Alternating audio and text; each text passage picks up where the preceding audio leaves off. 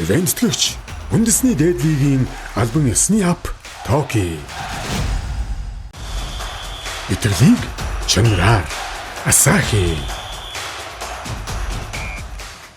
Ивентлэгч 24/7 итгэмээргүй цэмцгэр Old Spice. Хамтран ажиллагч Anything is possible ураатай Leaning brand. Сайн бацааны үзэгчтэй Game Day podcast-ийн шинэ дугаар эхлэхэд бэлэн болсон байна. Студид Viva Sambo 3 дээр нэмхэн за энэ жилийн хамгийн үнэмлэхүй амжилтын эзэн буюу 23 тэг гэсэн амжилттайгаар улирлаа дуусгаж аврагын одоо цомыг өргөсөн 2 жилийн өргөсөн манай Amazon Spa-гийн тасалжуулагч Frank Garcia үлдсэн ирсэн байна. Thank you. Баярлалаа. Тэгээ ямарсан коуч юун түрүүнд одоо урилга хүлээн авч хүрэлцэн ирсэнд маш их баярлалаа. Okay, no, thank you so much. It's my pleasure to be here just for you guys and for everybody who is in the podcast.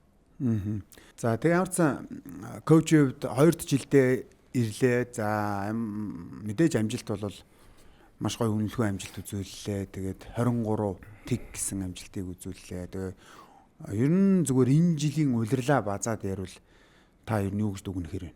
Okay, so yeah, it is my second year here in Mongolia. I mean, this year for us it was amazing. We started even with the national team when we were there in China. That we were doing like pretty good with the team. We were top 4 there in the championship. Then I came with Amazons and we were playing there the Asian League, Women's Asian League, and we were there top 4, even beating Chinese Taipei team quite strong. We were there top 4. And then we were making like very good season here also because we were undefeated. We won all the games. We were playing pretty good sometimes on the season. So yeah, it was quite successful, like a season for all of us. And I am really proud of the team and everybody that is involved there. За тэгээд бас яг юу гэдгийг Amazon Spa гэлтгүү Garcia коуч маань бол Монголын шоугийн тасалжуулагчаар ажиллаж байгаа. Тэгээд ингээд Монголын баг эмэгтэй шүү. Дээрээс нь одоо юу гэдэг аврагуудын лигт одоо эмэгтэйчүүдийн тий аврагуудын лигт бас анхудаага оролцлоо гэхээр ерөнхийдөө бол Монголын эмэгтэй сагсны хувьд бүхий л одоо түүхэн шин хуудсуудыг ингээд сөхөөд явж байна. Энэ талаар сэтгэл энэ ер нь таны хувьд ямар утга учиртай зүйл юм? In the league, the level of the players is coming even better in the rest of the teams. The 3x3 girls, they are like a silver medal in the World Championship. That is like a huge award here. So I think that we must be ambitious at all the levels of the league, the teams, national team, to try to go higher and higher and higher every time because I think there is a lot of room of improvement for everything here. Одоо ер нь зөвөр эмэгтэй лиг бол мэдээж өндөрлөсөн байгаа учраас бас тий яг одоо эрэгтэй плей-офф болж ийн. Тэгээд энэ хугацаанд ер нь энэ эрэгтэй лигийг та өөрөө ер нь юу гэж харж байна? Одоо манай эрэгтэй лигийн бас хөгжил ямар хөө төвшөнд явж байна? Well, I am following quite a lot the men's league this year. I think that right now the playoffs are very equal, like all of them. I don't see like any team that is clear like a favorite to win the league right now. I think all the series are gonna be equal, but it's not easy because here they are changing coaches every month. Many of them they change players, so it's difficult to have stability in the teams. But I think it's gonna be like very tough games from here to the end of the season. A long series. I think many of the series are gonna be to the 7th game. I think so, and yeah, let's see what is gonna happen because I cannot see any like favorite right now team. Гэхдээ яг нөгөө улирлын тоглолтуудыг бас үзсэн баг. Тэгэхээр ерөнхийдөө улирлын тоглолтууд одоогийн тоглолтуудыг явахад яг аль багийг ер нь төрүүлэх хэмжээний гэж ер нь харж байгаа гэж бодож байна. I think Apes, they are playing like pretty good now, long way better than at the beginning of the season. Bodons, I think that they need to put more in shape the Marcus Cousins, and they will make like better for the team also. Knights, I think they lost a lot with the change of the American guy that went Tolbert, and now they bring another one, so they are not as much powerful as before. And I think that Miners is coming better, especially since they brought this McDaniels, because he's a pretty good player. And let's see how he's going to be the power forward from Darhan adapting to the team right now. So I think those teams mainly are the ones who could be a little bit higher from the rest, but I repeat again, it's quite equal. As we were watching the games, even the regular season games, they were like very tight, most of them. Even the bottom teams, they were beating the top teams, so it's quite equal, I think.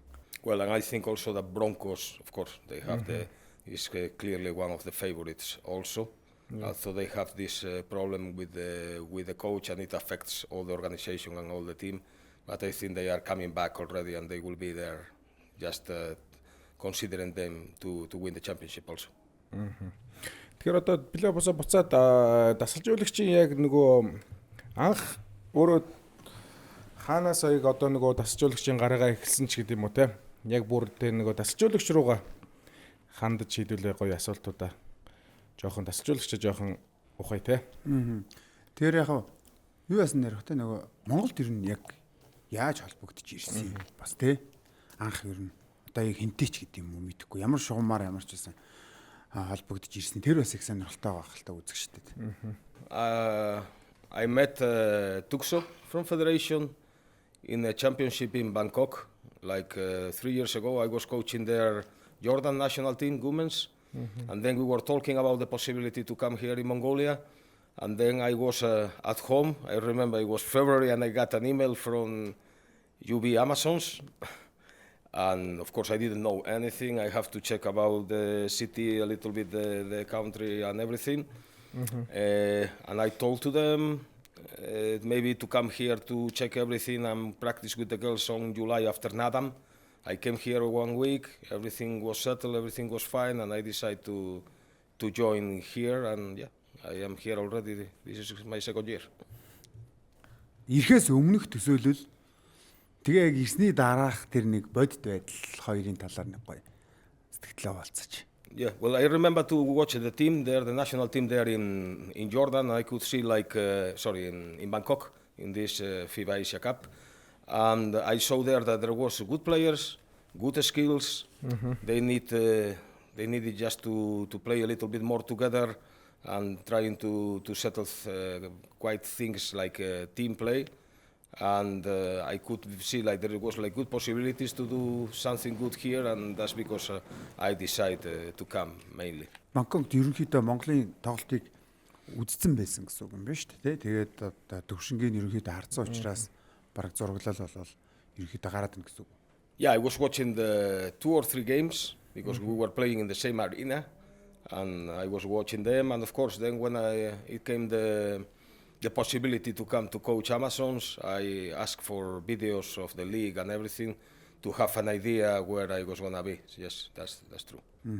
Монгол одоо ер нь яг таны ажилласан одоо national team эсвэл одоо юу гэдгийг клуб ч гэдэг юм аль нь тийм таны ажилласан хэддэх болсон.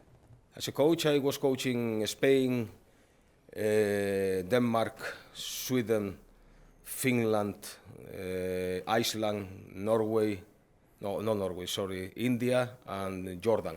All right, and then I came here to Mongolia, so I think 6 or 7 countries I lost the count. Тэгэхээр яг одоо юу гэдгийг энэ 9 улсыг ингээд мэдээж одоо хооронд нь харьцуулна гэдэг чинь бол жоох хэцүү шүү дээ. Тэр чинь левлийн хувьд өөр байгаад байгаа. Тэгэхээр зүгээр Монголын шогийг ер нь зүгээр юу гэж ирээдүгийн юу гэж харж байна. Ойрын хэдэн жилийн хугацаанд ч гэдэм үү те Division A руу орох боломжтой гэж харж байна. Well, I think it's a matter of time, of course, it takes time. I think Mongolian basketball should start to work harder in the grassroots, in the youth level basketball, to bring new players higher. And then the good thing that I can face here is that at least for my experience is that the players are very committed, they work hard, they are open to listen new things, and they try to do very hard if you push them, no? Because this is very good, but it can take several years, because right now we have a group of players and we need new players to come from the youth level just to keep competing at the highest level or the highest we can do. So I think the association have to take like a good program for under 12, under 14, under 16, under 18 or under 20 teams. Ер нь зүгээр одоо хэдүүлээ яг коучийн түүхт нас руу орё л та тий. Бага нас ер нь яг Испани аль хотод хүүхэд насаа өнгөрөөсөн. Тэгээд дээрээс нь одоо багтаа ер нь ямар спортоор хичээлдэг байв тий. Well, I am from the north of Spain. On the north coast, I live like 100 meters from the sea that I miss here so much. And I start to play soccer, football. I was playing football for 6-7 years, and then I started to play basketball when I was 18, but I didn't play so much. I played like 4 years, and then I started coaching, and I was more into coaching until now. In total, I am coaching since 32 years ago, more or less. Яа, саксыг сонгосон шалтгаан нь юу вэ? Well, at those times I was young, and I follow a little bit my friends. They convinced me to start playing basketball and stop football. At that time, I was playing many minutes also in the team, and you know, if you enjoy, you play, you change. So that was main the reason, just follow a little bit my friends. But of course, I enjoy a lot soccer still because I watch a lot of football. But I mean, basketball is more or less almost my life. No, it's just so many years involved on it. So that's the point. Яаж хийж байгаа л тэгэл бас нэг л нөгөө л найзууд л орж ирж байна те. Найзууд л нэг Нөлөөлөл нь. тий наашаа цаашаа. Одоо ер нь бол Монгол гадаад хүн байна өө үзэгчтэй те. Бүгдээрээ л угаасаа найзуудлыг хөдөлж аваачаал нэг спорт руу ингээ оруулцдаг те.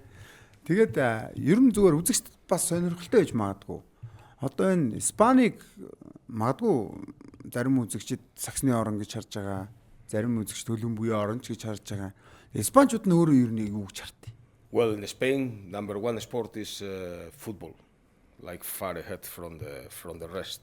There is like big fever with Real Madrid and Barcelona everywhere. So this is more or less about Spain. Then basketball is the second sport, but it will never compete with football.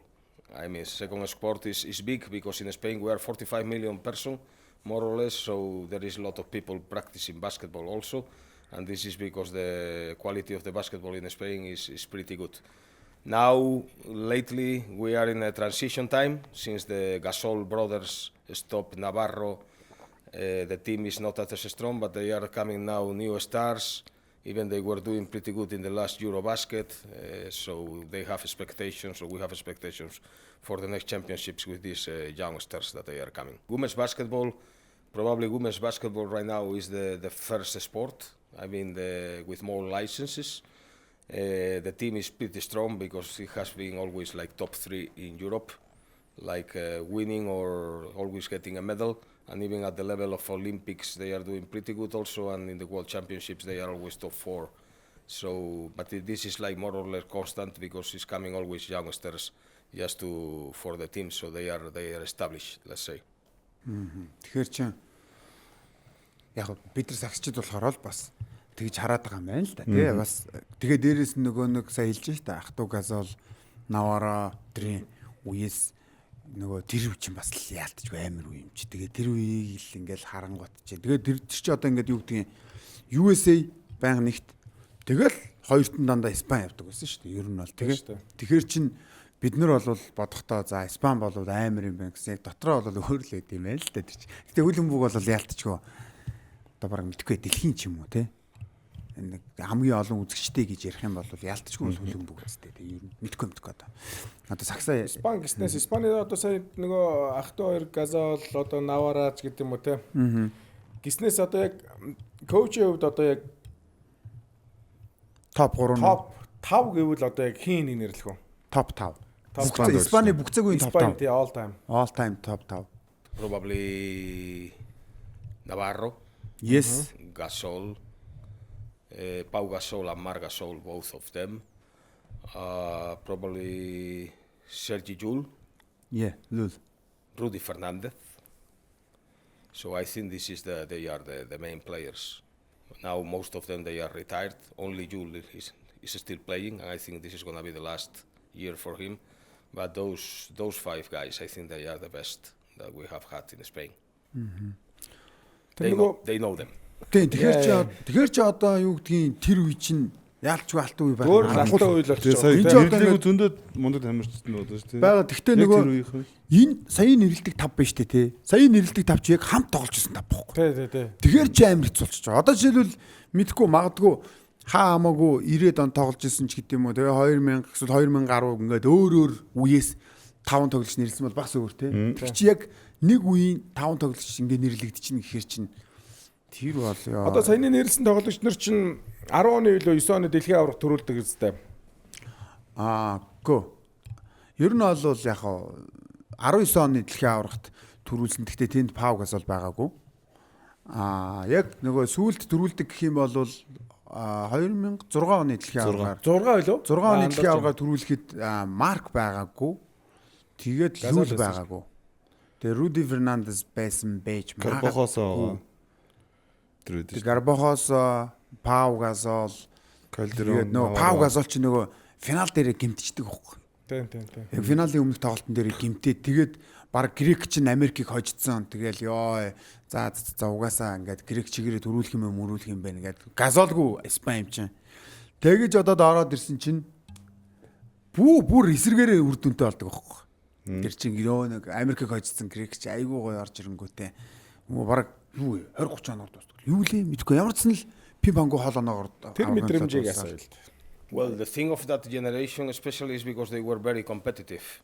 I mean, they were all of them very hungry and they were giving everything on the court. Even they were not afraid of any opponent, so they were competing really good because they were really good competitors. Even also one of the big players was not playing, they were still going over there. I remember that we even won like a European championship. Because the biggest stars, they were not going over there. They were not Gasol brothers because they didn't get permit from the NBA teams. They didn't go there, and still we managed everything and we won the championship. So this is the main thing, that they are really competitive, no afraid and hungry every time. Коуч тоглож байхдаа ямар барилдад тоглодог гэсэн бэ? Хүлэн бүг болон сагсан дээр. Me? Yes. Oh my God. I was playing combo, like shooting guard, point guard, and in soccer I was like right Winger. Wing side. forward on the right over there. Үу. Very quick. Ер нь яг одоо юу гэдэг сагсаарч байг хөлбөмбөгөрч бай. Яг тоглосон хамгийн өндөр зэрэглэл нь ямар зэрэглэл юм бэ, коуч? In Spain in basketball I was playing the highest in the second division. Second division. And in soccer I was playing like fourth division.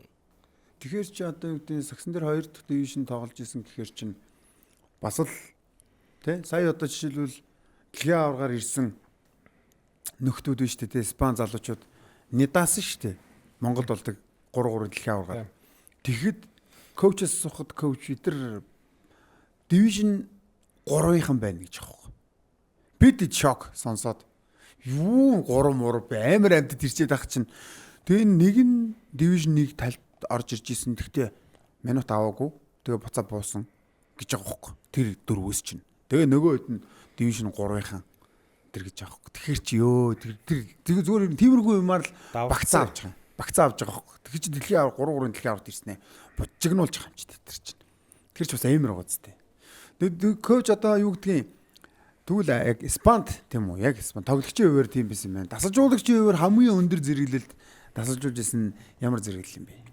I was coaching in the Spanish top league for three years and a half, more or less. So this is or the assistant. head coach. Head. I was head coach there. Yes, this is and I was coaching also Spain under 18 national team. So this is the highest level I coached. 3 жил хагас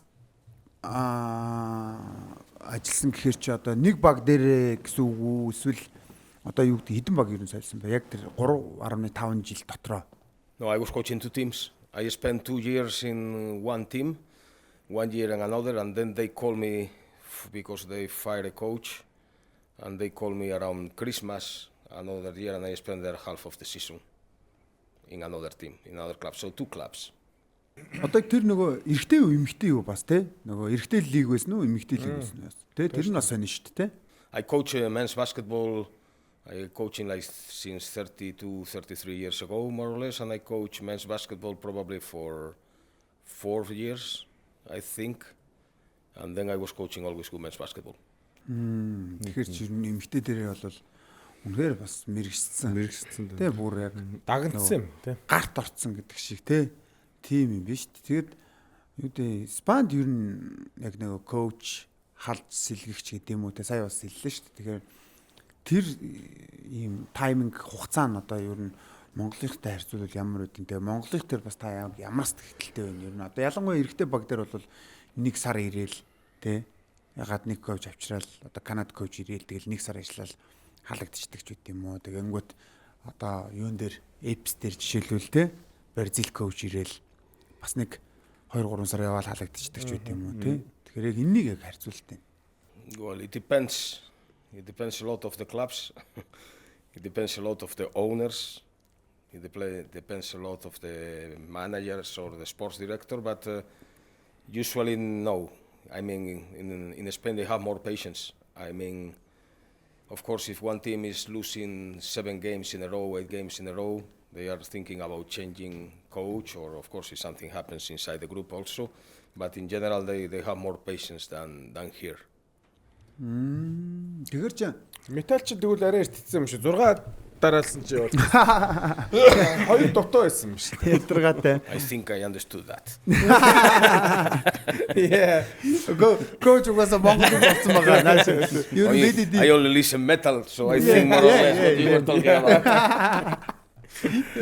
Тэгэхээр чи зүгээр яг нууц шуулт юм уу? Коуч одоо сая ингээд хаалгацсан дүүгээл ингээ ярьж штэ. Тэгэхээр таних дээр одоо жишээлбэл хідэн тоглолт дараалж хожигдсан яасан ийсэн ч гэдэг юм уу? Тэр кейсийг гоё хуваалцвал. No, I never was fired. I went there this half season. I went to replace another coach, but at the moment, no, sorry, I was fired once in Iceland, and it was after 2 months, something like that, because it was very tough. I mean, I have more or less local players. We were not having like a budget for American player. Only they allow one over there, and we started the league not very good. So they thought that the problem was the coach, and after 2 months, I was fired. Let's say. So, but it's the only time I was fired. Тэгэхээр тэр нөгөө халагдах мэдрэмж бас амар илээдэг баг та одоо бодвол тий. Одоо бас ер нь бол тэр ч одоо өөр улсад очсон одоо ингээд профешнл төвшөнд ингээд коуч хийж байгаа. Тэр мэдрэмж ер нь ямар. Одоо жишээлбэл энэ дугаарыг бол мэдээж маш олон тасалжуулагч нар эсвэл тасалжуулагч болохыг хүсэж байгаа ч гэдэг юм уу. Тиймэрхүү залуучууд үзэн тэгэхээр бүх зүйл сайхан байна гэж байхгүй мэдээж эн чинь бол яг л энэ коучинг карьерийн нэг хэсэг халагдана сонгогдсон ч гэдэг юм уу те энэ чи яг л адилхан нөгөө хар цагаан ээлжилдэг гэдэг шиг л тэр мэдрэмж юу яг ямар байд юм бэ тэр талаас гоё ч гэдэг одоо те хуваалцал бас үзэгчдэд болон манай коуч нарт сонирхолтой байж магадгүй хэрэгтэй ч байж магадгүй те. Well, there is a saying that it says that you start to become a real coach once that you are fired, because you already show the dark part of the job. So, I mean, you need, of course, you spend like not a good time because you analyze what you did wrong, what the group did wrong, and then from there you try to learn from your mistakes.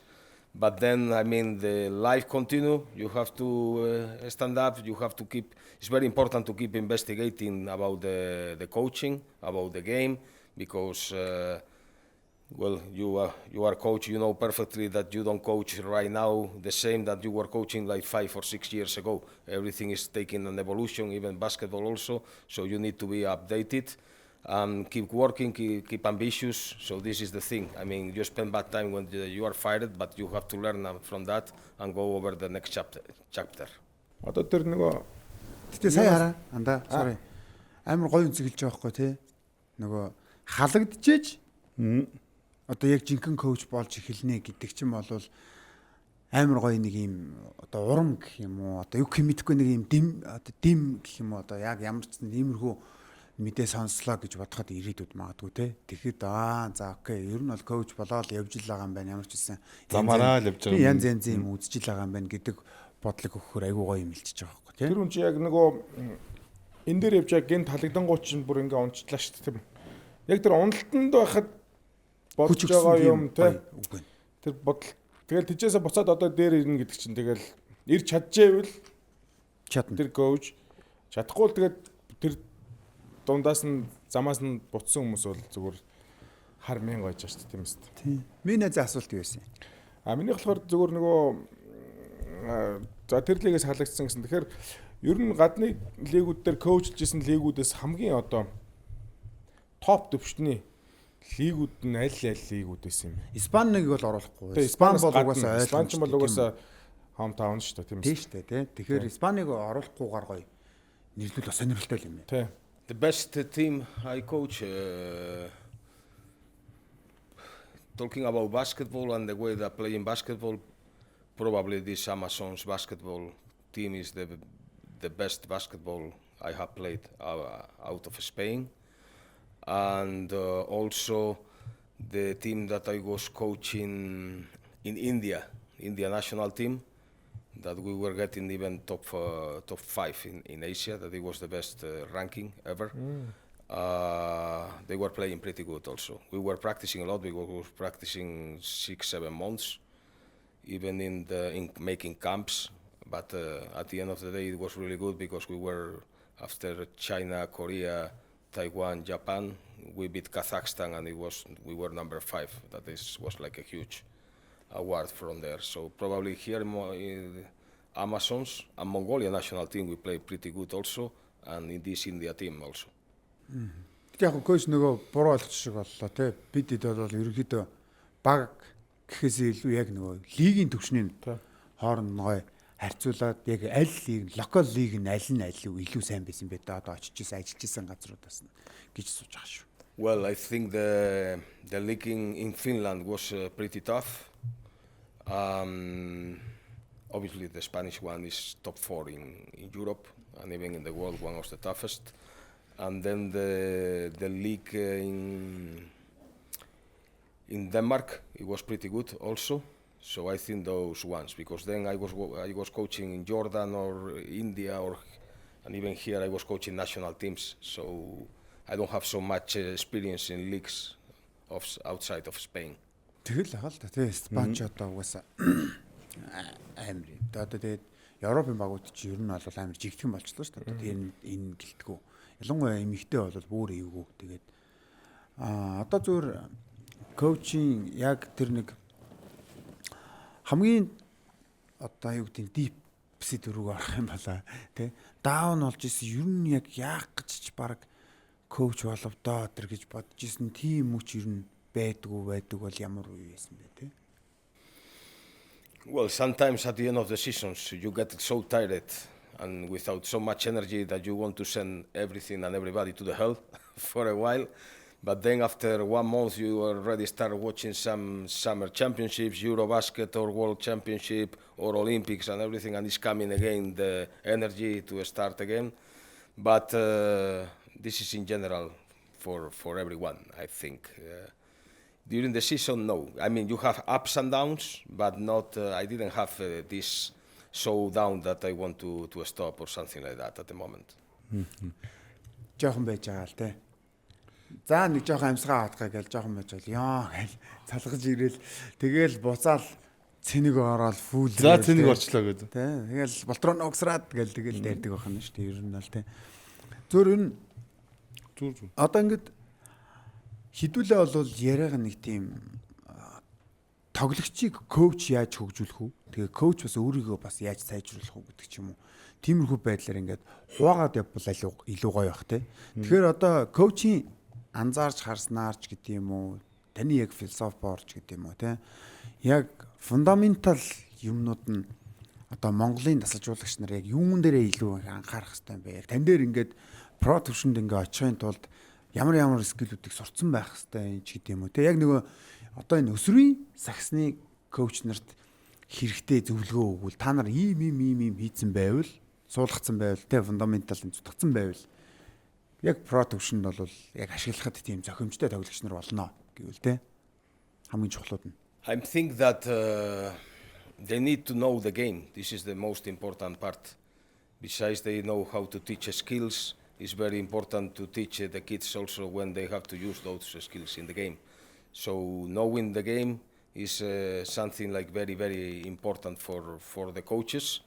And then tactically, as I said before, they need to be updated. They need to teach the kids how to play a pick and roll. They need the kids to teach how to play a pin down, different situations of basketball that you need to be very analytic to teach them. So the coach must have good knowledge. And then the most important thing besides the basketball is that the coach must create a group, like everybody playing together, especially in the young ones. Know to create stars very early. You have to be tough with the players to get good habits. That the coaches also with the young kids, they focus too much, here, everywhere, in winning games. And when you coach, there is one thing that when you coach professional or seniors and when you coach young kids, it's completely different story. When you coach young kids, your main goal is to teach them properly the things that they are gonna good for the future to be like professional players or senior players, not so focus on winning. Тийм шүү дээ одоо. Яг энийг хэдүүлээ өстөд бас яриадсэн шүү дээ. Хитрхи ингээд нөө ялт медалийн төлөө явдана. Төсөөрөө тавхад ингээд орхичод шүү дээ гээд. Тийм одоо. Тийм тэгээд дээрэс нь юу гэдгийг этрий олон оноогоор хожиж мойжч гэдэг юм уу те. Тэргүй илүү байгаа бага. Тэгтээ зүгээр ер нь коуч өөрөө яг юу гэж бодож байгаа юм. Ер нь тэгээд чадчихлээвэл хитэн ч оноогоор хамаагүй машинч явах хэрэгтэй юм уу? Тэ? Одоо яг нэг гарааны үндсэн нэг 5 тоглох сайн тоглогч байгаа ш тэ. Тэр 5-аа ингээд тултал нь ашиглаад ингээд явуулж явах хэрэгтэй юм уу? Эсвэл одоо оноо олдсон байвал илүү олон тоглогч ашиглаад явах хэрэгтэй юм уу? Манайгаас нэг өсвөрийн коуч нарт бол янз янзын л юмнууд харагдаж байгаа тэ. Одоо юу гэдгийг үйлдэлүүд гэх юм. Тэр чи одоо юу сонголт юм одоо юм мэдэхгүй. Тэгэхээр яг таны зүгээр өнцгөөс үнэхээр яг тэр баг хожиж чадчихлээвэл хідэн ч оноор хамаагүй машинтах хэрэгтэй юм уу? Эсвэл одоо өөр юм яах мэдэхгүй одоо та юу гэж бодож байна? Well, I think that they should use all the players, especially when they are younger, like 12, 11, 13 years old, something like that. I think that everybody has to play. Then with 14, 15, 16, you have to be a little bit more specific. But mainly, it's no good just only to put 5 players in the kids to play and then the other ones like checking and watching the game. So I think everyone should have the space to play. Тэнгүүд одоо нэг ийм одоо Монголын сагсанд бүр жоох хүмүүсийн сагсанд ч штэ. Одоо 110-аар ч юм уу ингээд тоглолт дуусаад байгаа байхгүй юу? Тэр тоглолт яаж юм гэхээр зарим багуудыг харж ангууд яадаг вэ гэхээр гарааны 5 тоглогчоор ерөөсөө ингээд сайн одоо жишээлбэл 5 6 тоглогчор ч юм уу те ээлжид солиол бусдын гарахгүй ерөөсөө тэр багийг нөгөө нэг юу яаж байгаа юм шиг заавал нөгөө нухчин дарах гээд байгаа ч юм уу эсвэл сонзонтой юм шиг нэг тийм нэг үзэгдэл харагдаад байгаа байхгүй. Эсвэл рекорд тогтоох гэдэг. Рекорд тогтоох гэдэг ч юм уу. Яг мэдгүй яг ойлгоод. Тэр бол одоо яг юу гэдэг юм Монголын сагсанд бол одоо байгаад байна. Аль ер нь багуудаас ажиглагдаад байгаа байхгүй юу? Эртээ эмхтэй. Тий. Аль аль нь. Тий. Тэнгүүд одоо тэрэн дээр яг одоо коучийн хувьд ер нь юу гэж хэлмээр байна. Well, I think when this is happening is because the coach is coaching for himself, not for the players. And the junior coach, well, all the coaches have to coach for their players, but in junior even more. So they need to practice and teach the kids, all of them. I mean, if you are winning by 20 points, you have to put everybody there to play. So, and of course, even although you are winning for many points, if you put the bench players there, you have to respect your bench players and put them and try to coach them on the court tough also, because you need to respect them, the stars and the other players. So, but I think everybody has to play. I mean, there is no point just to put 5 players 40 minutes winning by 100 points. This is no basketball. This is another story.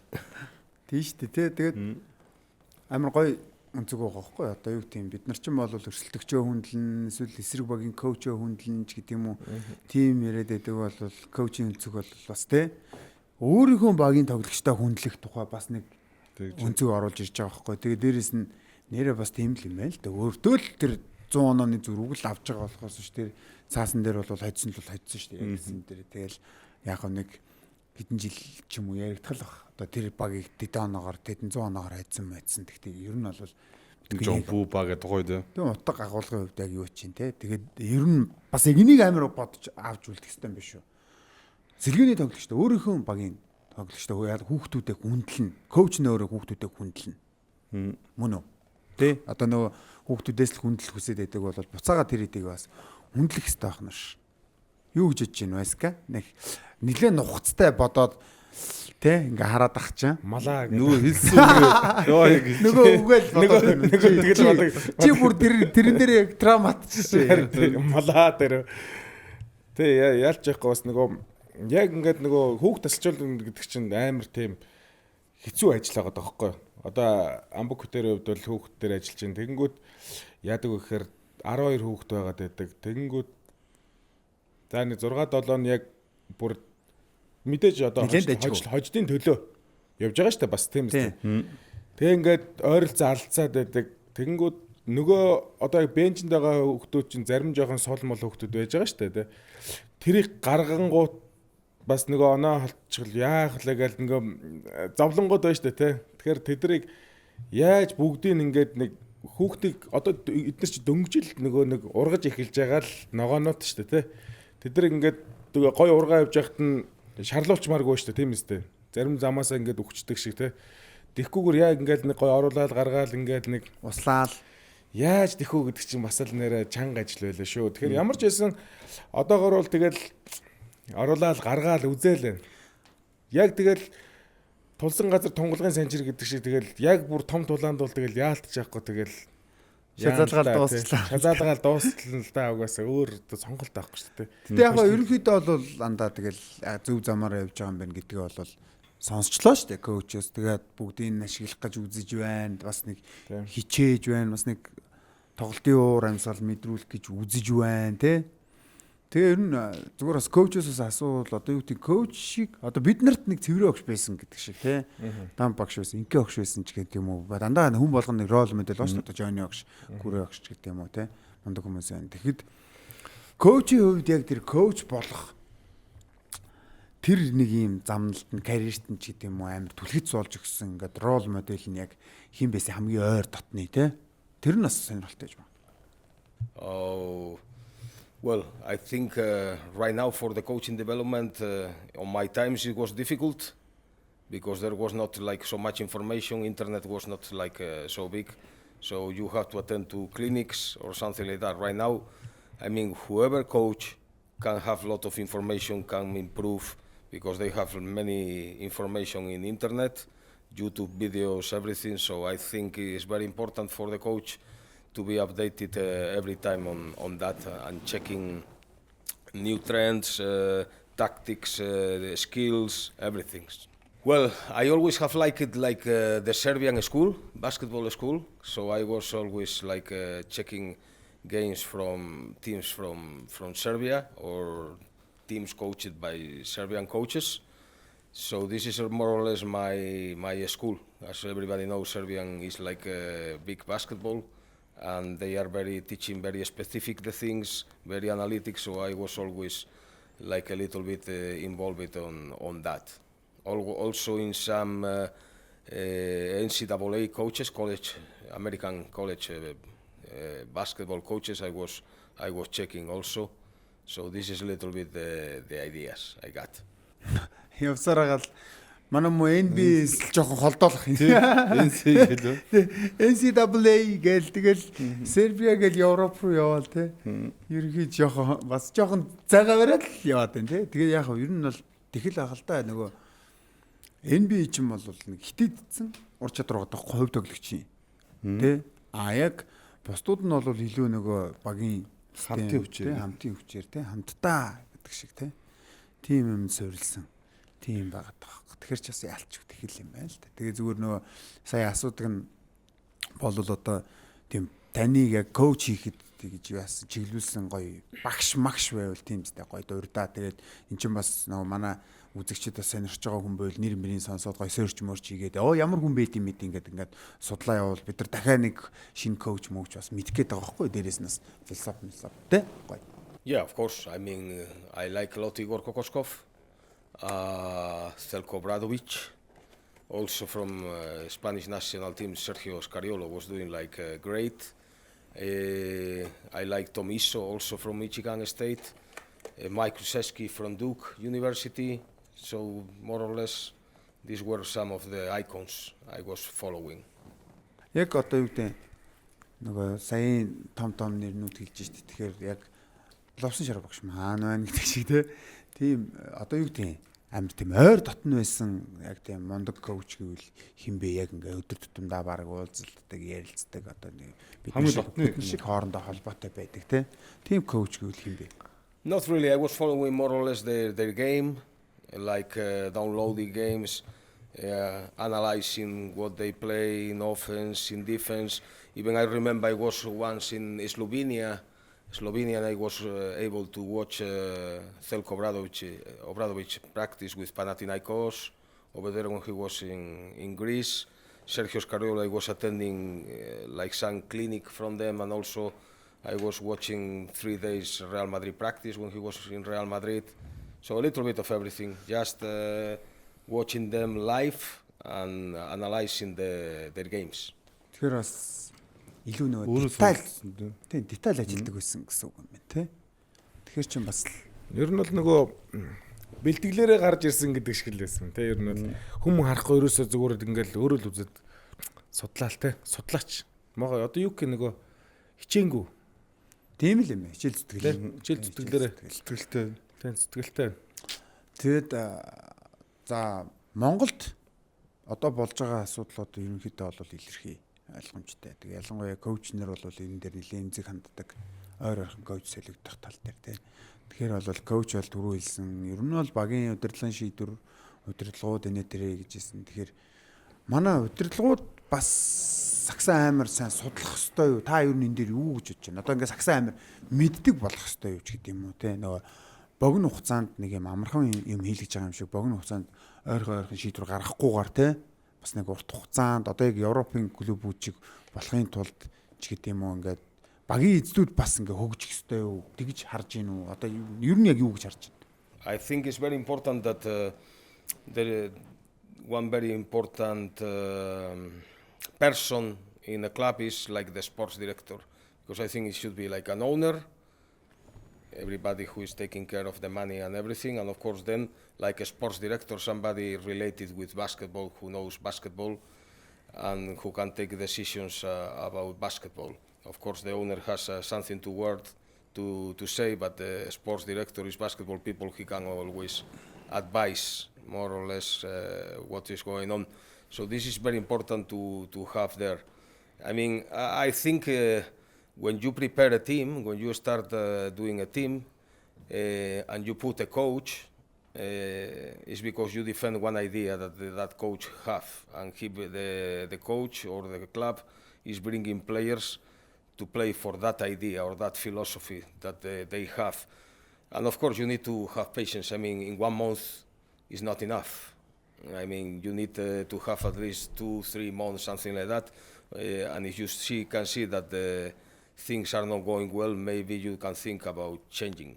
But because it's impossible to play, for example, 2 games already at the beginning of the season and fire a coach, there is not anything like that. And one very important thing that I think is the most important thing is that the sports director must follow like a line. Not the players go in there, complain, we want to change the coach and all these kind of things, because this is not going to work. Because the players only think most of the time about themselves.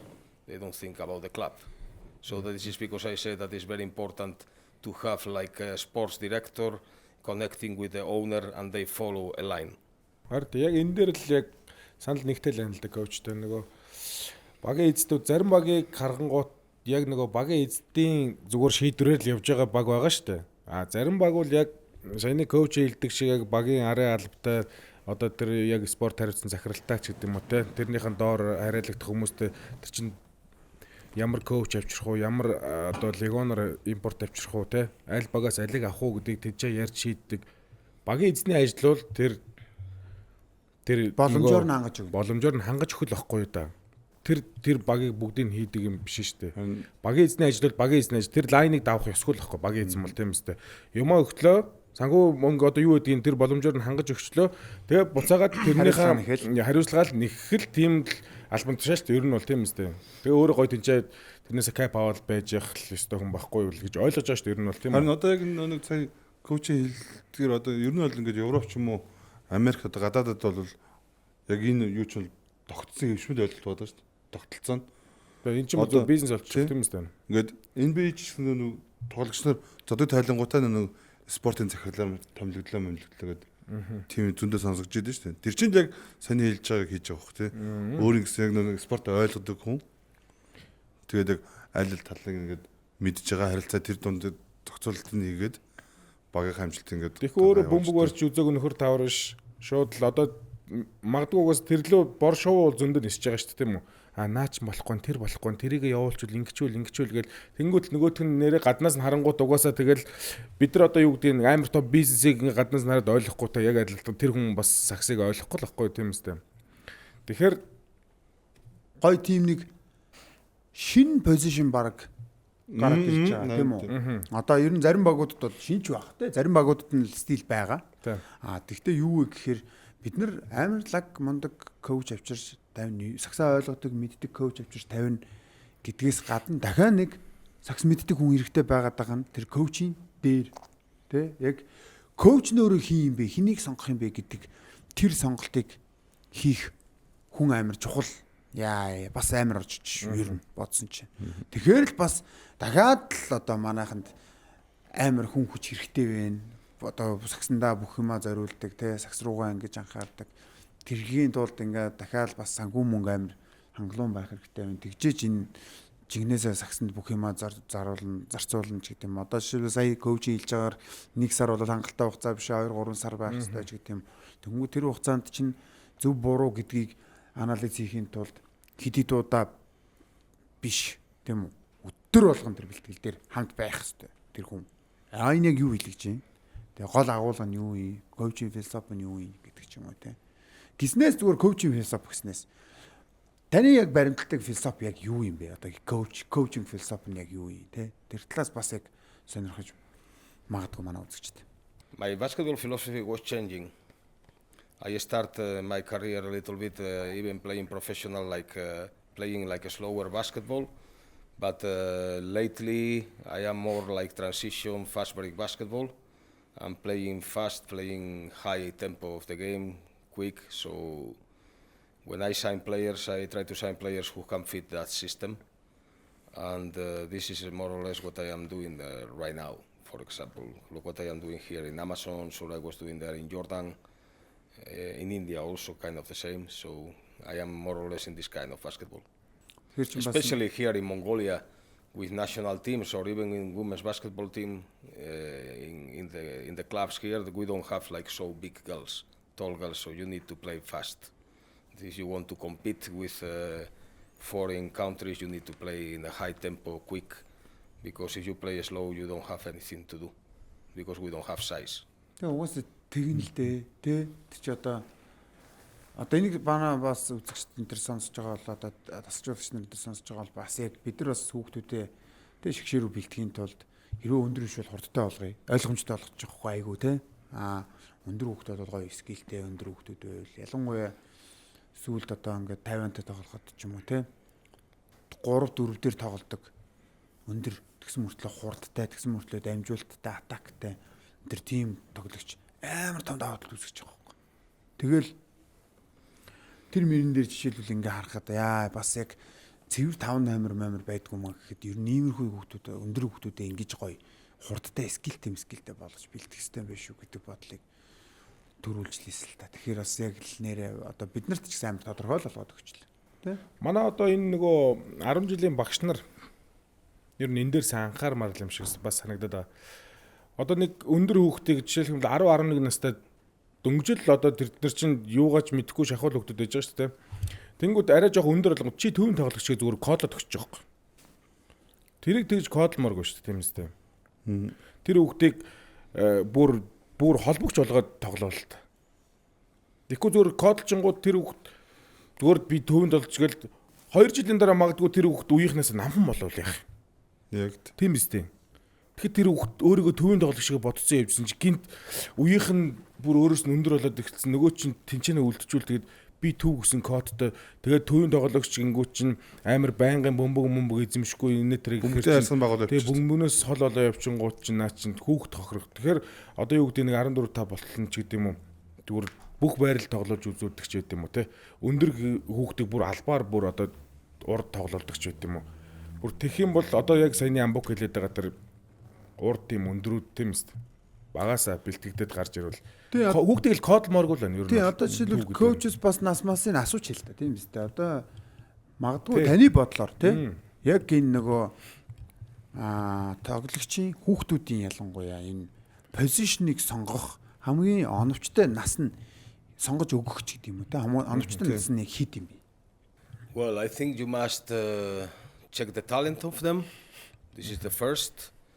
And then you can check more or less what position they can adapt, especially in the future, not right now. And start to work, for example, if I see a kid right now who can be good shooting guard, also now he's not so good shooting guard, I have to put him already like a shooting guard. So just with the kids you have to plan and work for the future.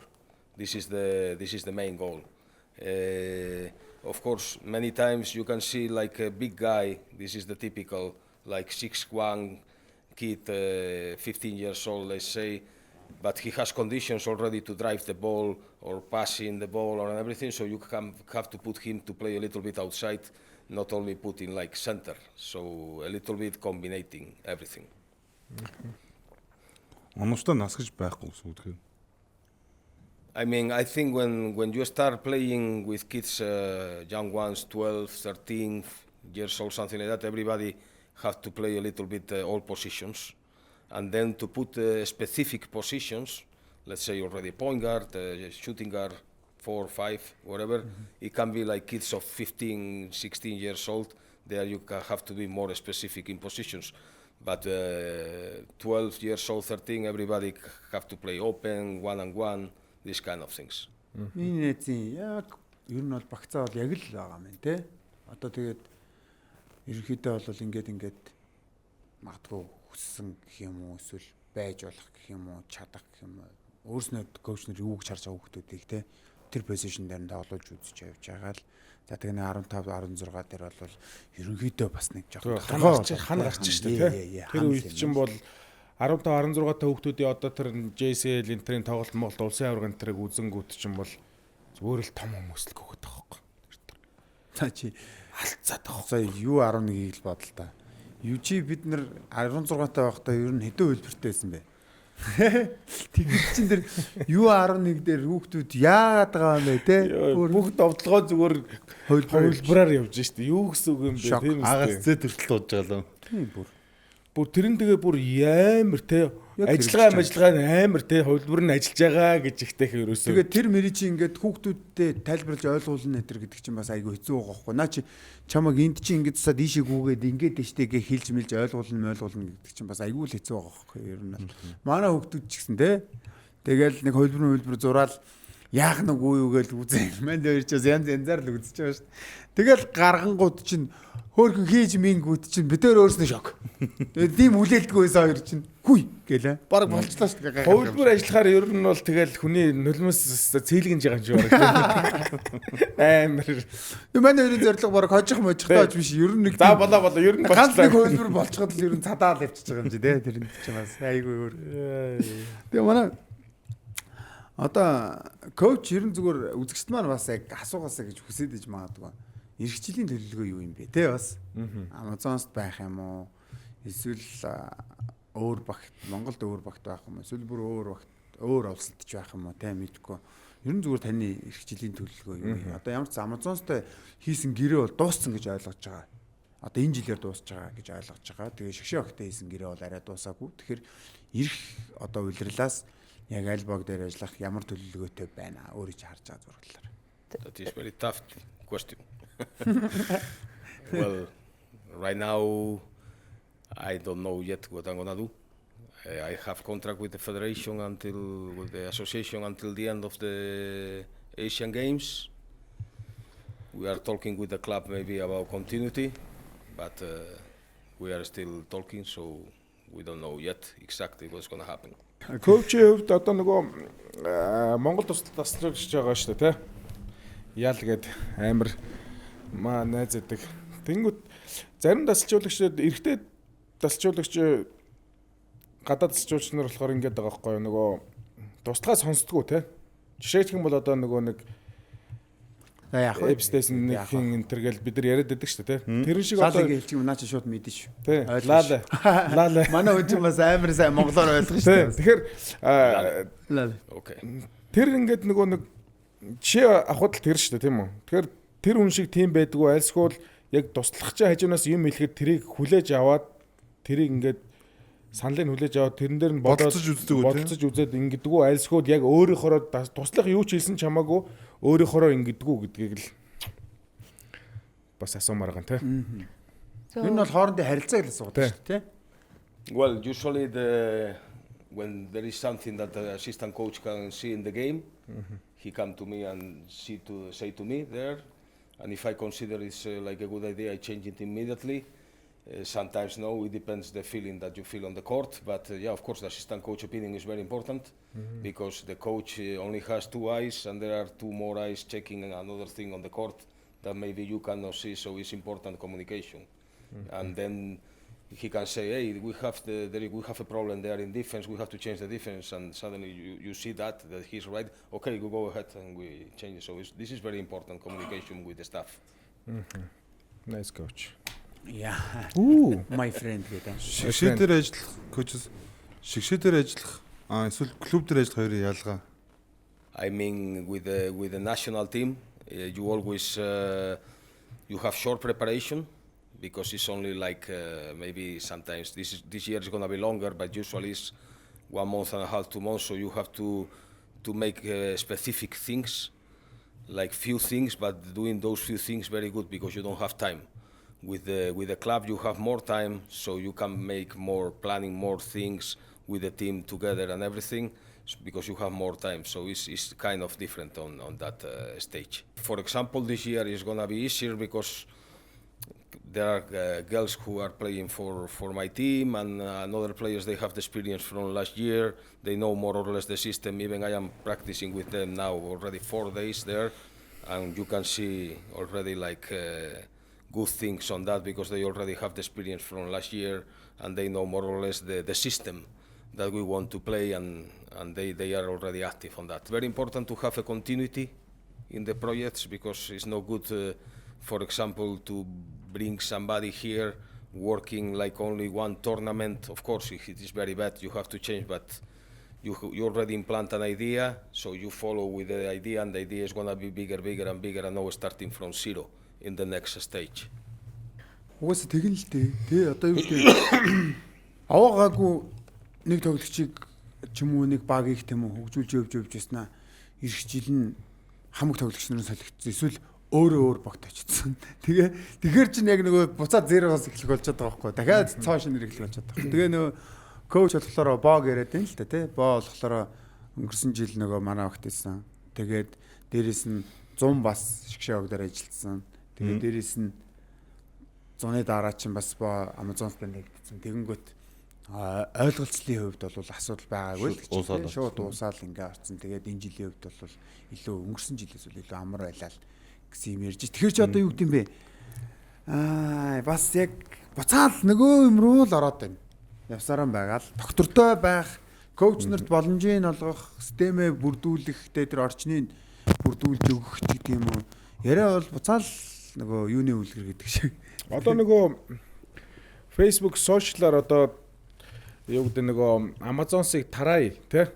Amazon-с бол одоо 23.0 ингээд тасарчлаа тий. Ингээд ерөөсөө Amazon-сыг хойчих баг алга гэд яриад байна тийм үү. Тэрэн дээр ер нь коуч одоо ер нь Amazon-ыг тараасан дээр юм уу? Ер нь юу гэж бодож байна?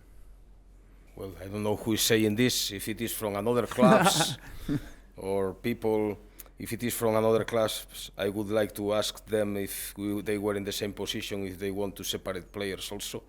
This is like a good question. I think these players are playing together from several years, and they were coming up, and then of course we were lucky with the import players. Last year, Grace Berg, she was doing like a very good work for us, and this year Kelly Truong and Mary Robinson, they were doing very good, so that was important. And besides that, I think the Mongolian players, they were like coming better, like going one step higher. So I think the separate is complicated because it's not so easy. I think everybody has to work more with the players they have, bringing new ads, being right with the foreign players they are bringing, just to come the level higher, and it's going to be good for everybody, for the league, for even for us, for everyone.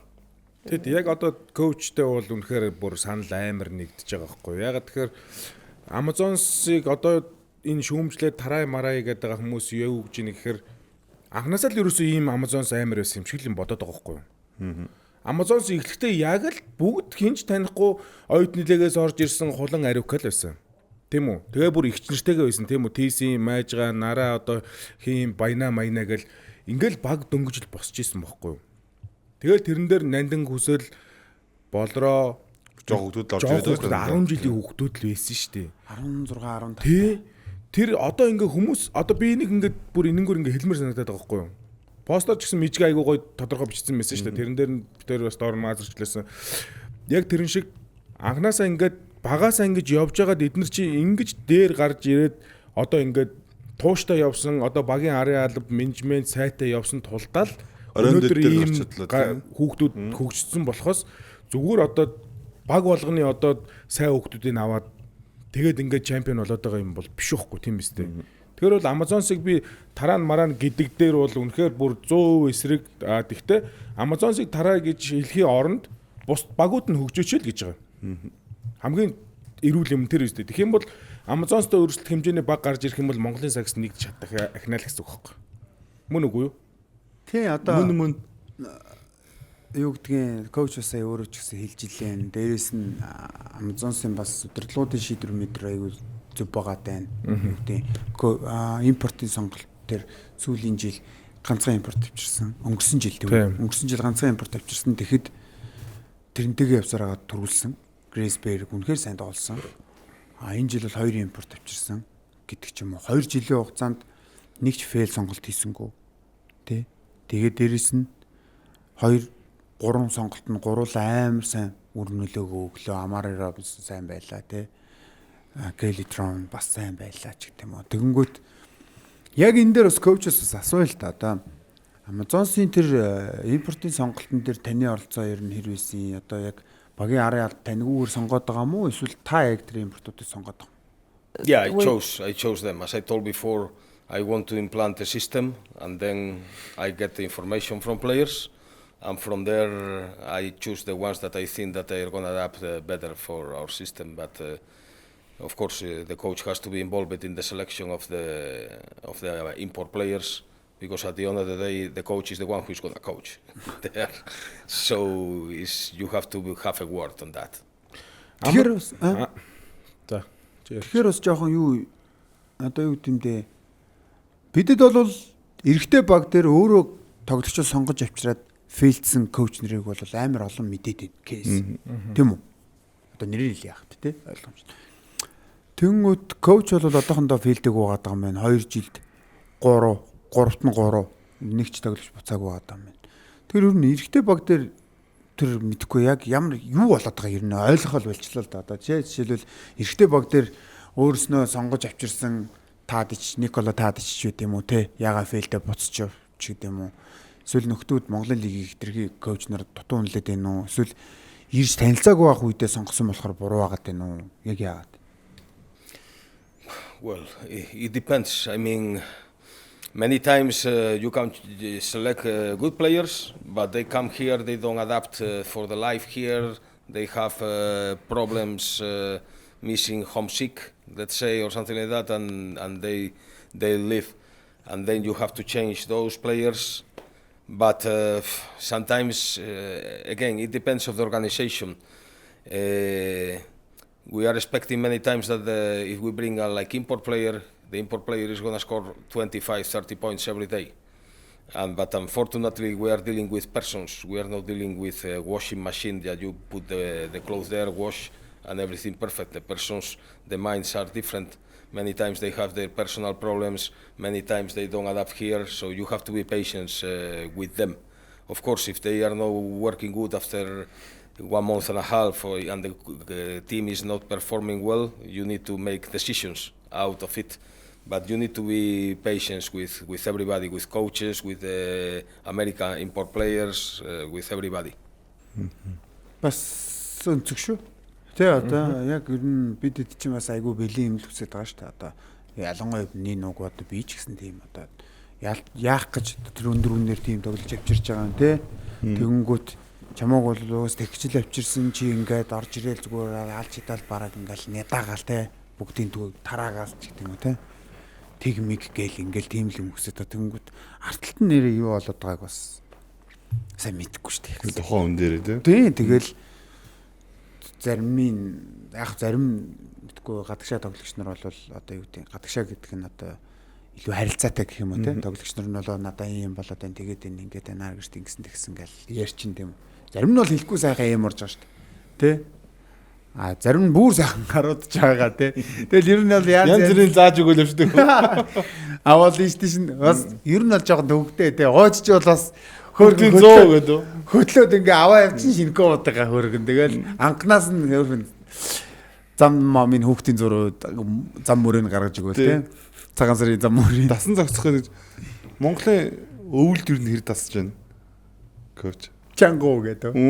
The winter in Mongolia, very bad.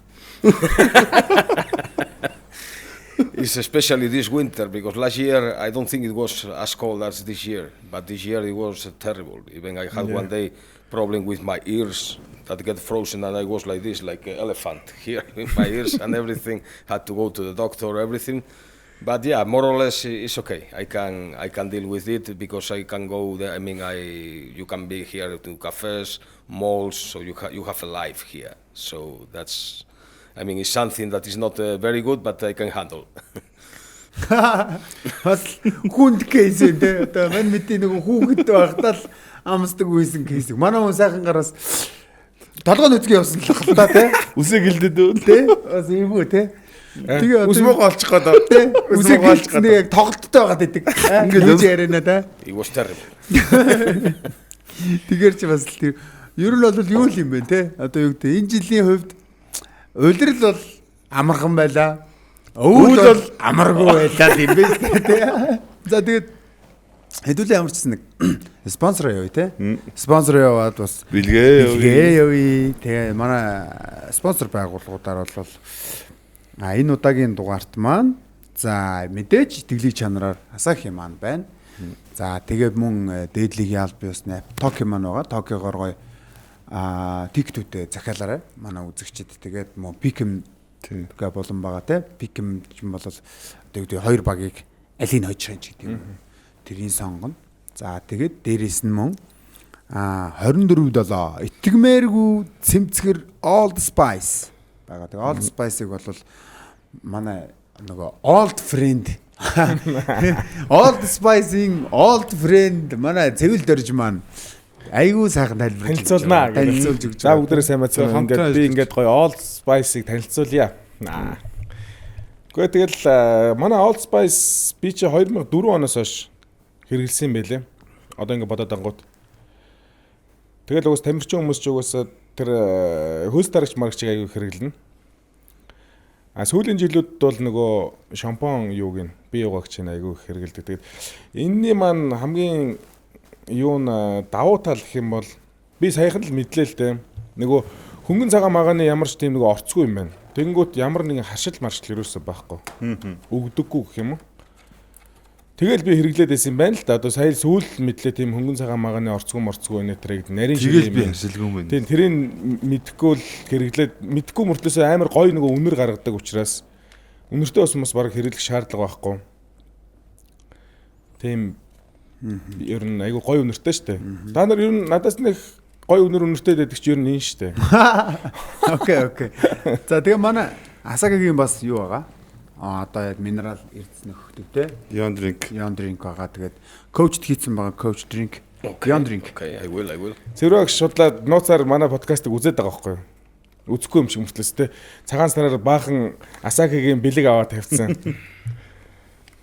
Түрүүн нөгөө өмнөх дугаар дээр азаа орсон ч тэгжээс цэврэг шид очисон Асакигийн бэлэг өгсөн гэ те. Гоё бэлэг бэлдсэн байл шүү дээ. Шампан гэ те. Багш гоё бэлэг бэлдсэн байлээ гэ те. Шампан бэй байгаа гэж. Сингнэл гарч амч өглөө болгоо. За тэгээ мөн одоо манай хамтран ажиллагч тэ Leaning брендийн цорынгийн залбирсны дистрибьютор Leader Sporting Mongolia. Бид гурав хаанаас нь чарсан Leaning байна.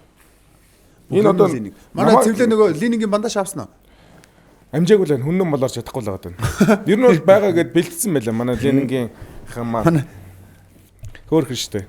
Бандаж байш байл ирээд аваарай гэсэн. За би нэг пик мөгч Токио дээр. За тэг. Алинтай. Токио дээр ороод аппликейшн руу entertainment хэсэг рүү ороод явах юм шүү дээ. Токиогийн ч над юуг нэтгэжүүлчингүүт одоо энэ тоглолтондоо саналаагаараа мөгөөрөө гэд юу ирээд идэв. Notification ирж байна уу? Мэдээлэл ирээд идэв шүү дээ. Гоё юм байна. Чи хоёр багийн алин сонгов? За би өгөхгүй л явж байна. Пик хэсэг рүү ороод. Пик ч нэг хуучин мөнгө ингэж төлж өгöd гэсэн шүү дээ. Тэр нь болоод ямарч мөнгө дөр өгөхөө болцсон. Яг нэг дугаар нэг тамгал өгөх хэвээр. Нэг л тоглолтын дээр мө зөвхөн. За аль баг оновчтой дамжуулалтаар тэргүүлэх вэ гинэ. Дархан юунад хасан үлгүүд. Майнерс гэлөгчөж чи. Хоёр шал өөр баг ангот нь. Чи өөрийнхөө багийг өгч өгдөг чихгүй. Хүлгүүддэгч. Яагаад гэхээр нөгөө дархны импорт чи илүү нөгөө төгсгөх талын импорт байхгүй. Тэгэхээр импортын нөлөө амар чухал. Ям Миллер ч бол ер нь ассистээр нэлээд дээгүүр яваад байгаа шүү дээ.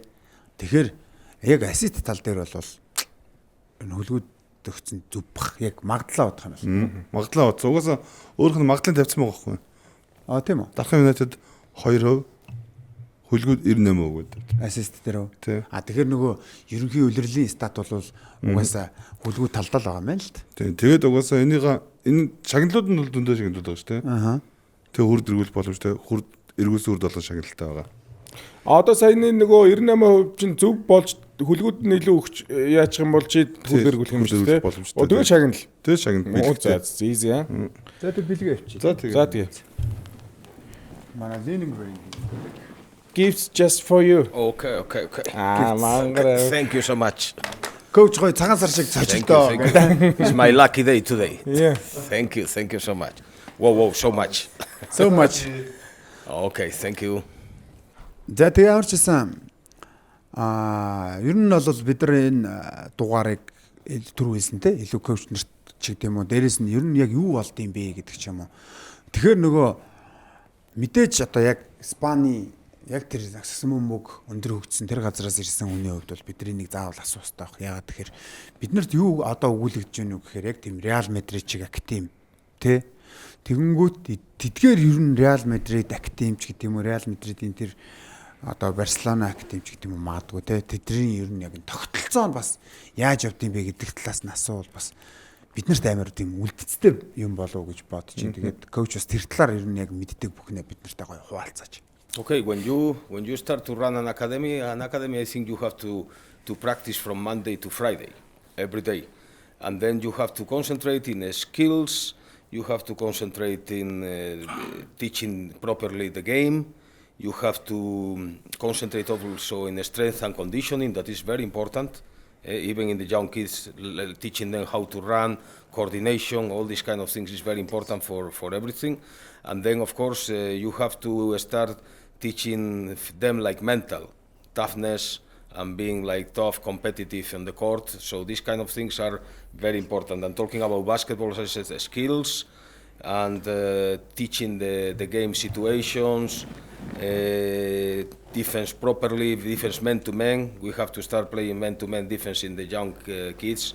I already saw some games here with kids 12, 13 years old defending 1-3-1, and this is not the way to teach the kids. You have to have first like a good man-to-man defense, and then we can think about zone. So the basics of the man-to-man defense, you have to teach them when the kids, they start to play basketball already in those young ages.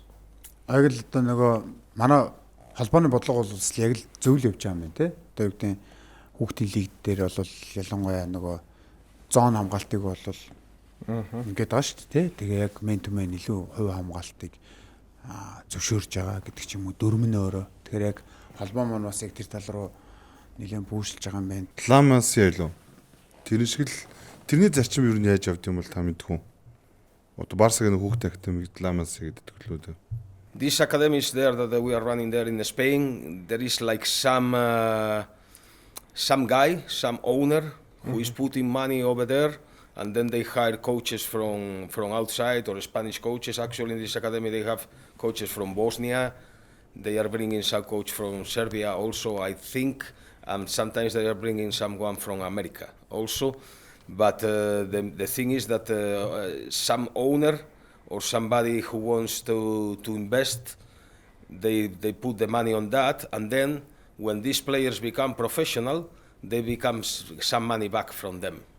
This is more or less what the investment they do.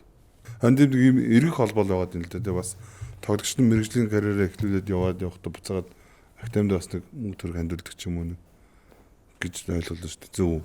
Тэгээ би нэг юм харж исэн юм одоо юу гэдэг тэр ер нь бас яг ямар тогтолцоотой байт юм бол бас яг асууйтэй коуч эс нөгөө хэрвээ мэддэг бол одоо юу гэдэг багт нь бэлтгэлжүүлэх гэх юм уу одоо юу гэдэг бэлтгэлийг хийлгэх те сайжруулах гэдэг юм уу тим юугаар одоо тэтгэлэг маягаар гэх юм тэтгэлэг маягаар ингээ гэрээ хийгээд тэгэнгүүтээ хэрвээ энэ тоглогч том болоод амар өндөр дүнтэй гэрээ хийх юм бол тэр дүнгээс тэдэн хувийн ч гэдэг юм уу те буцаагаад нөгөө актив тэтгэлэг өгсөн юм чинь бас буцаагаад авна үсттэй те тэгэнгүүт нэг юм all in хийж ин л гэсэн үг байхгүй нэг хүн дээр тэгээд зарим нь оновчтой болон зарим нь оновчгүй болно ч гэдэг юм уу тийм байх. Гэхдээ тийм тогтолцоо ер нь хэрэг байд юм. It can be like writing in the contract when you are going there. It means that it says that when you become professional, then some percentage of your contract, let's say 5%, wherever, is coming for that academy. If you are so lucky to bring there the new Stephen Curry, you will be millionaire, for sure. It depends. Тэгтээ сонирхолтой л энэ одоо юу гэдэг нэг удаа авах юм уу? Эсвэл юу гэдэг цалин гэрээ болгон дээрээс нь авах юм уу гэдэг ч юм уу те. Одоо жишээлбэл хамгийн ойрын жишээ Лука байгаа байхгүй юу? Лука ч одоо Реал Мадрид гэх тимээс гарч ирсэн. Тэгэхээр Лука дээр магадгүй Европт ер нь хэр бас нөгөө юу н мэдээлэл нь ил тод байт юм бол одоо тэдэн Гэрээний яг үнэн те гэрээний ил тод байдал нь одоо жишээлбэл тэдэн өв нь актив руу те тэдэн өв нь тэрлөө гэдэг old friend руу old spicy одоо тэдэн өв нь өөрт нь ч гэдэг юм мэдгүй те тэр талаар бас сонирхолтой л. No, it's from some years they do it. And also the player when he's going to the academy, some academies they demand some monthly payment from the player also. So they more or less the way they are funding. Ер нь бол гэрэнээс шалтгаалх юм ба шүү дээ. Контрактаа яаж юм тэгэл тэрнтэй л хамаарал л явах юм байна. Тэгээ хөлөн бүдэрчин ч гэсэн бас тэр Кристиано Роналдогийн анхны актив чинь ингээд аваад ингээд яваад байдаг шүү дээ. Дөрөв зарагчаа дүн болдос ингээд жижиг. Тэр баг насаар нийцсэн байх. Баг ярин тий зараг тоглоомд жаашаа гэж явна гэсэн. Тий. Ер нь бол тэгтээ бас коуч хэлж байгаагаар нэг яндаар бол бас амар яндаарх нэ. Нэг оноо бодчих. Степ шиг нэг тоглогч тэр. Тэгэхээр та нар тэрийг Монгол сонсч байсан уу? Тим контракт хийснийг байгаа мó. Сонсоог ер нь бол ер нь сонсож байгаа те. Би болохоор Сүхбаатар аймгийн нэг багш гэсэн баха. Тэгж сонссон. Тэр багш яасан гэхээр ямар ч заалны төлбөр одоо юу гэдгийг те бүгд зардлыг өөрөөсөө гаргана. Хэрвээ лигийн тоглогч молж болох юм бол тэгээ өөр баг маг руу явахгүй. Биш лиг худаа ярих чинь шүү. Өөр баг маг одоо ингээл сайн тоглонгууд ч одоо нэг ингээл нэг Хүүхдүүд ингээл аваад байдаг нэг коуч нар байдаг шүү дээ. Өөрөөсөө хүүхд бэлдэхгүй тэгэнгүүтээ ингээл хүний ингээл сайжруулсан хүүхдийг ингээл түүгээл ингээл шүдчиг ингээл те. Ингээд нэг ядраад цаавал нөгөөд нь хэлж мэлээ. Би хэлээ шүү. Би яас жоох юмтаа шүү. Тэгээд тэр энэ дашрамдаас тэд нар болоорой л гэж бас хэлээ те. Сайн хүүхдийг өөрөөсөө гоё ингээ багаас нь бэлдэлтэй. 6-7 хосн тийм үстэй. Тэгээ Сүхбаатарт яасан гэнэ. Тэгсэн чинь ийм муухай хадарж байгаа байхгүй те. Сүхбаатарын тэр би тэг сонсон. Тэгээ өөр баг маг руу явах юм бол явж болно окей. Тэгэх юм бол миний гаргасан зардлыг төлнө гэдэг юутай ч юм уу те. Тим нэг гэр хүүхдүүдтэй гэрээ хийсэн гэж нэг тийм сонссон. Тэгээ наа чин бол Хүүхдүүдээ бүр ингээ багаас нь багаар нь бэлдэж байгаа. бүр юу шиг юм байна. Одоо бид яриад байгаагаас дахиад нэг жоохон өөр. Тэг арай өөр л дөө.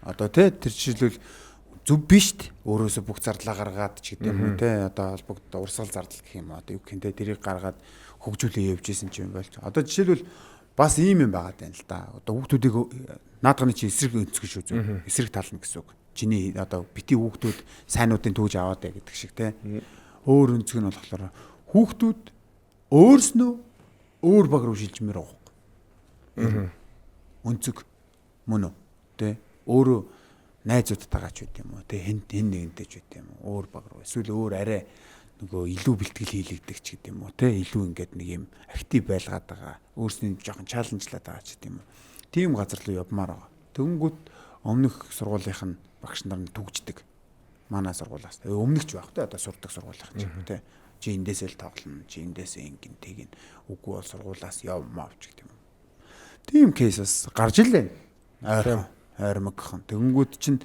тэр чин бас жоохон сонирхол байна. Яагаад тэгэхээр хүүхдүүд өөрснөө шийдгэлтэй хаанаас тогломоор байгаа юм. Тэ? Тэгэхээр чин бас тэр нөө юм уу гоё сонсогдож байгаа байхгүй юу? Хүүхдүүдэд тэтгэлэг өгөөд одоо улсын сургуульд сурж ирсэн хүүхдийг хувийн сургууль менежментийн дагуу одоо нэг саксны багтаа болох гэдэг шүү дээ. Сургуулиас сурчлахын тулд ч гэдэг юм уу те. Ер нь бол одоо саксаар дамжуулж л одоо бас энэ тэтгэлэг гэсэн үг те. Тийм. Тэнгүүд тэр хүүхдэд тэтгэлэг 50% ч юм уу 70% ч юм уу хэд байдаг магадгүй 100 ч юм уу те. Тэгэх юм бол тэр хүүхд бас айгүй хэрэгтэй байхгүй тийм үү? Гэр мөртөө нойртод очсон нэг хувийн сургууль тэтгэлэг өгчөөл бас ээж аав нь тийм үстэй 10 сая 20 сая төгрөгийн өмнө бас төлдөг байсан бол тэрийг хөнгөлүүлчихлээ бас болж байгаа те. Хүүхд бас чадвараараа бас төгөөл бас болж лээ. Тэгээд зөөрөг сая бас нөгөө коуч ярен дээрээс л хэдүүлээ гоё хадуурчлаа л та тэгээд одоо коучээс асуухад юу гэдэг одоо яг нь та яг өөрөө яг за ер нь би коуч болох юм байна гэдэг мэдрэмжийг хизээ авч ирсэн бай. Тэгээ залуу коуч нар ч бас яг нэг юм тим мэдрэмж авах гээд байгаа юм уу, гүү мүү ч гэдэг юм уу те эсвэл болох юм уу, болохгүй юм уу ч гэдэг юм уу. Бөөн эргэлзээний дунд явж байгаа шүү дээ те. Тэгэхээр яг тиймэрхүү мэдрэмж ер нь авч исэн бол яг тэр нэг хуваалцвал бас бид нар бас нэг жоохон хан авчих гээд шүү дээ те. Нөгөө л хан итраад.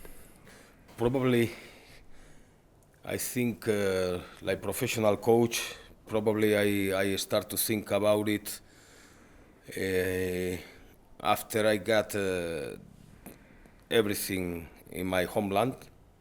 I mean I got there like awards, we won many leagues there, so at that time then I started to think to be a little bit more ambitious, and I think after 7 years that I start coaching, then I start to think about to be professional after I made everything there in my land, and I decided to go to Denmark after that.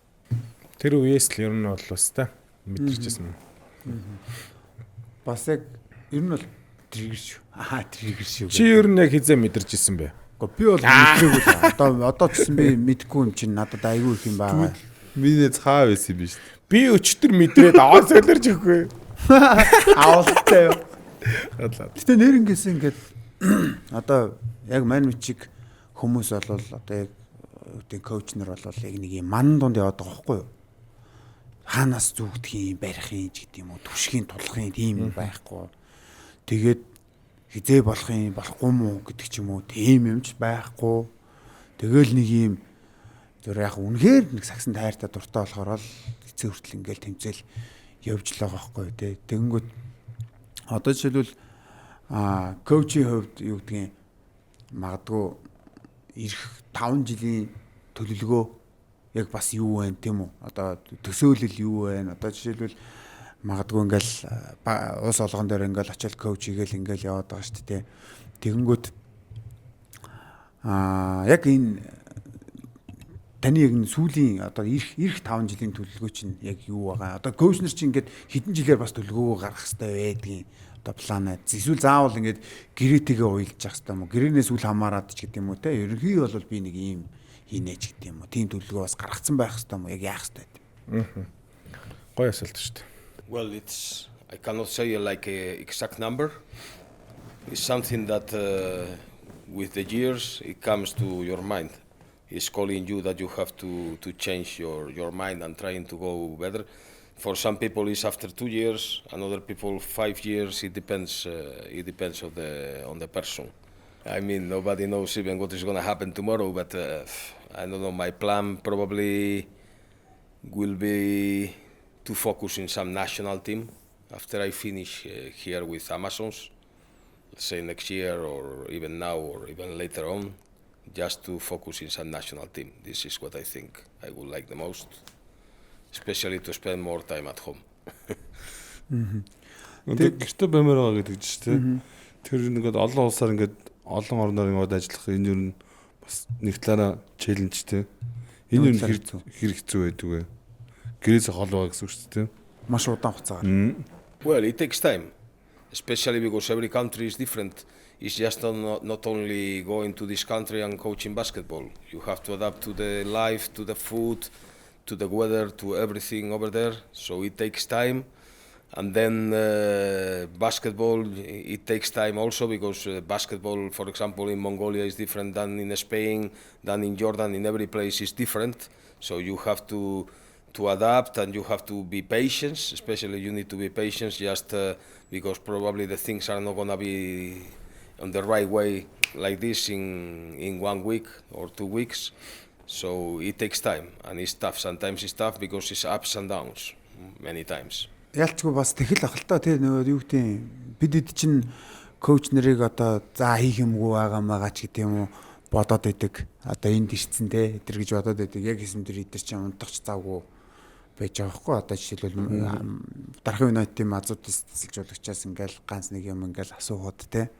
Окей би ингээд зүйлийг танаг те унтахч завгүй ингээд явж гин те ажиллаж гин. Тэгээд би чиний асуултанд чинь 7 хоногийн дараа хариулъя. Гэж байгаа хгүй амар хол хугацаа хэлж байгаа хгүй надад л те. Тэгэх юм бол тэд амар юм болгоно амар ингэж деталь анализ хийж ингэж одоо юу ач холбогдол өгч ингэж явдаг те. Тэгэнгүүт нэг гоё юм нь бүгд тусалдаг. Яг үнэндээ коуч нарт ингээ хандхад одоо фрейм коуч нар бол бүгд одоо Монгол коуч нар туслахад үнэхээр бэлэн байдаг. Тэр нь амар гоё. Тэгээд нэгэн тим ярьснаар зүгээр асууя коучээс. Коуч нар мэдээж сагсан бөмбөг гэдэг нэг тааз байгаа. Тэ тэрний доор бол бүгдээрээ нэг гэрүүл тэ ингээ явж байгаа. Тэгэнгүүт одоо манай Монгол тасалжуулагч нарт энэ амар чухал байх гэж бодож байна. Яагаад тэгэхээр юу нууц байх юм? Юу нууц биш юм? Тэ? Well, it depends on the person. Some people they don't want to share anything. Another one they don't mind. In my case, I don't mind. I mean, if somebody is asking, well, you were in my practice. If somebody is asking me to come to my practice, I ask permission to the club and you can come. You are free, but another person don't like that. It depends on the persons, of course. But I think if you want development, you should share the information, like between coaches and everybody is just for the level of the basketball come higher. This is my opinion. Манай үнчийг тийм байхгүй. Би нөгөө нэг одоо сүүлд нь бодсон жил жоохон эвгүүлсэн юм байл л те. Би нөгөө өнгөрсөн жил 10-ын коуч байсан. Тэгээ энэ жил одоо яг 10-тай финалд тоглож байхад нь би коучтэй нэг бэлтгэл дээр нь очиё гэж ярьсаар байгаад нэг бэлтгэл дээр нь явж чиг бэлтгэлийн ингээ хараа зогсож байгаа хгүй. Тэг чинь тэгээ манай хүн чинь одоо юу гэдэг скаутингаа үзүүлж байгаа. Тэрийг тгийж хамгаална, ингэж хамгаална гэдгийг үзүүлж би чинь бүгдийг хараа зогсож байгаа шүү дээ. Тэгээ дээрэс нь хуулбаруудаа хийж байгаа би бүгдийг л хараа зогсож байгаа шүү дээ. Тэгсэн чинь дараа нь Amazon-сын эцэст нөгөө амбук ягаад манай бэлтгэл дээр ирсэн бэ гээ гайхаад асууад байна гэсэн. Тэгэнгүүт тэрийг би сонссныхан дараа гинт бодож байгаа хөөхгүй. Нэрээ бас те нөгөө хардах хэрэгтэй гэдэг шиг те. Өмнөх багийнх нь өрсөлдөгч багийнх нь өмнөх коуч нь Тэгээ яг ингээд нөгөө финал дээр чухал тоглолтын дээр ирсэн ингээд явж ийсэн ингээд тэр мэрч бас гайхахаар тэг чинь манай болж тоохгүй тэгэл хүрээд ингээд юмнууд үзгээл тэгж байгаа байхгүй. Тэгээд сүүлийн асуултыг асууя коучээс одоо юу гэдэг сая бас нэг жоох харамсалтай үйл явдал боллоо. Одоо энэ нэг хүлгүүдийн коуч дээр те. Тэгээд үнэхээр бас Bronx coach маань бол бас яг нэлээ юу гэдэг цочролд оруулсан тийм үйл явдал. Бүхэл коуч нарыг баг юм бодогдуулсан байх. Тэгээд энэ талаар бас өөрийн мэдрэмжийг хуваалцаач. Дээрээс нь бас ерөн зүгээр одоо энэ коуч нарт бас сандж хэлгээд хувь хүний өөрийн сэтгэл зүйн болон одоо яг ялангуяа сэтгэл зүйн эрүүл мэнд дээр хэрхэн анхаарч ажиллах хэрэгтэй юм бэ? Бид нар заавал сэтгэл зүйч авах хэрэгтэй юу, те? Эсвэл яах хэрэгтэй вэ? Яаж ингэж өөрийгөө бас ингээд up and down амар хүнд юм. Тэг чим одоо баг үхэл мэдэрч байгаа байхгүй юу? Ер нь бол нэг цуврал дээр ажиглаа гэж байна. Тэрний ардтал дээр яаж эргэж босч ирэх хүчээ олж авах хэрэгтэй байд юм бэ? Тэгээд та ер нь өөрийнхөө туршлагаасаа хуваалцвал. Well, I don't know, this happens there suddenly. For me, it was like shock because probably like 5 or 6 hours before I was having a beer with him that night. And I was like shocked next day when I saw it. I have to check his picture like 7 times at least to know if he was him or not. So I was like really shocked about that. Well, these things of the heart, it can happen for everybody, not only for coaches. I mean, whoever of us can have a heart attack now in 1 minute. But of course, you have to check your health. Is very important. I think it's very important to have like a psychologist, sports psychologist. It helps a lot with therapies, especially just to take the stress a little bit out, talk to somebody, and this person is gonna make you more calm and take like the things that you are checking in one vision probably with a therapist is turning to the other vision, more calm and everything. So it's very important to have a sports psychologist for professional players. It's very important also, and for coaches, of course. Бас ялч өгнө шүү те. Тэгээд ер нь бол мэдгүй амар хэцүү. Яг өндөө бол амар хэцүү. Хүмүүс нэг юм гаднаас хараад амар амархан ажил юм шиг л эсвэл тэгэл яг ер нь бол хүн болгоны нүдэн дээр илүү болохоор хүн болгон шүүмжилж чадчих жоохгүй те. Жишээлбэл нэг тоглогчид итгэ гаргацсан. Тэр тоглогч фейлдсэн. Одоо сүүлийн жишээ бол Боднсын коуч байна тийм үү? Төгөөг гаргацсан, төгөөг фейлдсэн. Дөнгөд хүмүүс нэг бол төгөөг бүүлидэл, нэг бол коучийг бүүлидэл. Тэгээд төгөө яг болцсон бол яах юм. Чинь бол тэгэл коуч яг ингэж ямар жойстикээр тоглоод байгаа шүү. Тэр чинь бас тий мэдгүй нэг юм 50-50. Тэгээд нөгөө сүүлийн асуулт асууя. Одоо яг түрүү ингээд яг Bronx коучийн талаар ингээд ярьж байхад зүгээр бодогдчихлаа. Ер нь зүгээр яг таны өнцгөөс ингээд харахад Монголд ирсэн хамгийн өндөр зэрэглэлийн коуч Bronx коуч мөн үү? Одоо яг би бол зүгээр яг CV-г нь хараад бол тэгж үнэлээд дүгнээд байгаа. Тэгэхээр та ер нь яг юу гэж бодож байна? Одоо яг амжилтын гэх юм уу очисон замналын хувьд гэж сууж байгаа шүү. Yeah, probably yes. Because even he was coaching Greek national team, men's that is a top team there in Europe. He was successful also in the places where he was. Even I think that his team, Broncos, was the team that was playing the best basketball at the beginning of the season, like a little bit like more quality basketball, no? Let's say, of course, they have good players and it always helps, but I think you could see like a coach work there. Сүүлийн нэг асуулт асууж байгаа. За шиг. Одоо хэрвээ нөгөө Amazon-с биш бол одоо яг би энэ баг дээр очих юм бол энэ багийг одоо финал руу гаргаж ирнэ. Одоо нэг хэдэн сар ажиллаатай. Яг тэгж харж байгаа баг байна уу? Amazon-с өөр. I mean, always you can be a great coach. But if you don't have good players, it's very difficult. Everything. Of course, you need. If you want to have like a very good meal, you need to cook with good ingredients. If you don't have good ingredients, the meal is gonna be good. In coaching, is the same. But I don't know. I cannot say like that because it depends on so many things to be successful. But there are teams here who have talent, like Pirates. They have good talent players. Arab, they have talented players. Altan, they have like 3-4 players with talent. Every team they have talent. Just we need to set them together and working together, and then the success will come. Тэмэт. Ер нь бол тэгэн штэ тий. Тэгээ бас нөлөө бол байжлаа юм чинь.